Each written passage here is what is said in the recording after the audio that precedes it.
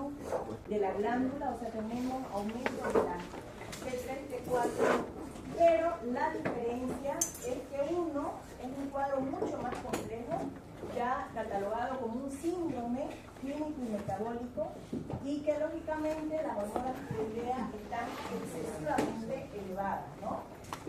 Puede ser por causa tiroidea, extratiroidea, y puede ocurrir sin hiperfunción de la glándula, o sea, por ser una tiroiditis destructiva o por ingesta exógena de la tiroxina, por eso es que nos habla de algo extratiroideo. El hipertiroidismo, hay una hiperfunción mantenida, hay aumento en la síntesis y secreción de la hormona y lógicamente no existe esta opción de acá extratiroidea. Típicamente presenta alta captación de iodo radioactivo en la gamografía, que es lo que dijimos que nos mostraba la función de la glándula. Esto ya vimos ayer, el equipotámico oficiario, la retroalimentación negativa, la retroalimentación positiva. Dijimos que la negativa era cuando las hormonas ejercen un poder de inhibición a nivel de la TSH y TSH. ¿Qué es lo que hace la TSH? Estimula toda esta cascada, ¿bien? Para que nosotros podamos bueno, a ver.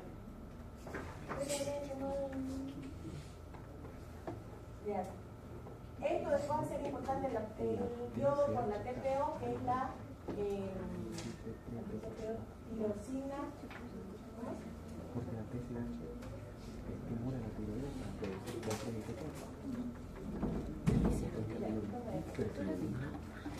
que son los anticuerpos en la que vamos a ver más adelante cuando hay la tiroides de Hashimoto, la tiroides de Hashimoto o la de Graves-Basedow, es donde nosotros tenemos anticuerpos, antitiroglobulina y anti-TPO, que esto me acordate. Bien, en el hipertiroidismo primario, la TSH se encuentra suprimida. ¿Por qué? Porque el problema es a nivel de la glándula, que por la retroalimentación negativa va a suprimir a la hormona, a la TSH. ¿Bien? Efecto sistémico, aumento del consumo basal de oxígeno, termogénesis, que vamos a ver más adelante cuando hablemos del cuadro clínico, ¿no? Del hipertiroidismo. La tirotoxicosis es muy poco frecuente, más en el sexo femenino, relación 5:1 en comparación con los hombres, y por yodo en áreas donde no hay yodo, 10:1. Distribución en la edad, la enfermedad de Graves es más entre los 20 y los 50 años, en cambio el bocio multinodular tóxico es más después de los 60 años, que esto también sirve como diagnóstico diferencial. En zonas deficientes de yodo va a haber más bocio multinodular tóxico en relación a la enfermedad de Graves, que es algo más autoinmune. El hipertiroidismo subclínico, como vamos a ver en una tablita comparativa, podemos tener, no hay clínica clásica, pero sí las hormonas alteradas, y se presenta más en personas de edad avanzada. Entonces, en la gamografía, si tenemos captación elevada, dijimos que es por hiperfunción de la glándula. Captación elevada, hipertiroidismo verdadero. Podemos tener, que es la más frecuente, la enfermedad de Graves-Basedow, que aquí hay inmunoglobulinas estimuladoras de tiroides, ¿verdad?, dirigidas al receptor de TSH. Si es que tenemos una captación elevada pero focal, entonces ahí estamos hablando de nódulos, que pueden ser varios o puede ser solo uno. Bien, autonomía funcional por mutación somática en el receptor de la TSH. Si no hay captación a nivel de la gamografía, estamos hablando de una tiroiditis que puede ser silente, puede ser postparto, por destrucción folicular y una liberación pasiva. Si hay igual captación abolida, también podemos tener una tirotoxicosis facticia y iatrogénica por administración infiltración exógena, que esta es una de las causas más frecuentes de la tirotoxicosis, más que de la enfermedad hipertiroidea en sí. La enfermedad de Graves dijimos que tiene una base autoinmune. Cuando hablamos de autoinmunidad, entonces siempre tenemos que tener en cuenta toda la cascada que ya vimos en nuestro capítulo anterior de enfermedades inmunológicas, y lógicamente una persona que tenga esa predisposición hacia las enfermedades autoinmunes, ¿no? ¿Qué es lo que va a haber? Puede haber tanto hiperplasia como hipertrofia de los folículos. Vamos a ver células cilíndricas con vacuolas desde absorción coloidal y lógicamente un infiltrado linfocitario, porque estamos hablando de un proceso inmunológico.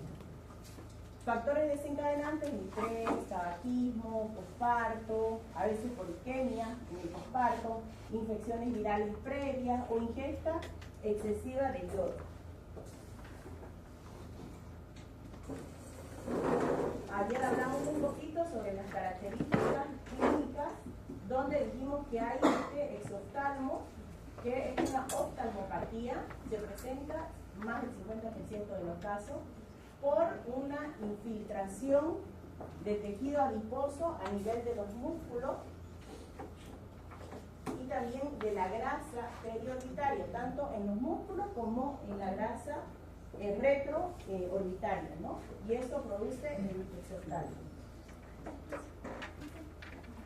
Cuando hablamos de bocio multinodular, son, como dice su nombre, multinodulares. Dijimos más frecuente en personas mayores de 60 años, tienen autonomía funcional, o sea, que son independientes, no dependen de la estimulación de la TSH y, lógicamente, vamos a ver más adelante las manifestaciones cardiovasculares clásicas del hipertiroidismo, que son taquicardia, que pueden llevar a una fibrilación auricular, ¿no? Y también insomnio. El adenoma tóxico es único, hiperfuncionante, se va a ver en la gamografía. Tiene que haber predisposición por la persona, mutaciones somáticas en el receptor del TSH. Como dije, la gamografía lo va a mostrar como un nódulo caliente porque es hipercaptante. Y supresión completa del resto del parénquima, o sea que se dibuja en la gamografía como un único nódulo. Tenemos también otros tipos de causas de tirotoxicosis, como la tiroiditis subaguda de Kerbein, que pueden tener un antecedente previo, algún resfrío o enfermedad viral, que después va a presentar dolor en el cuello, va a presentar su PCR elevada en el laboratorio, va a haber una tirotoxicosis transitoria que es en fase destructiva, pero lógicamente, como estamos hablando de destrucción, no va a captar la gamografía. Va a ser uno de los casos donde nuestra gamografía sale abolida, ¿no? Pero nuestras hormonas alteradas. La inducida por fármaco, habíamos dicho que tenemos fármacos que nos pueden alterar la función tiroidea, la miodarona, el litio, inhibidores de checkpoint inmunitario. Esto por eso hay que hacer controles cuando estamos dando esta medicación de las hormonas tiroideas.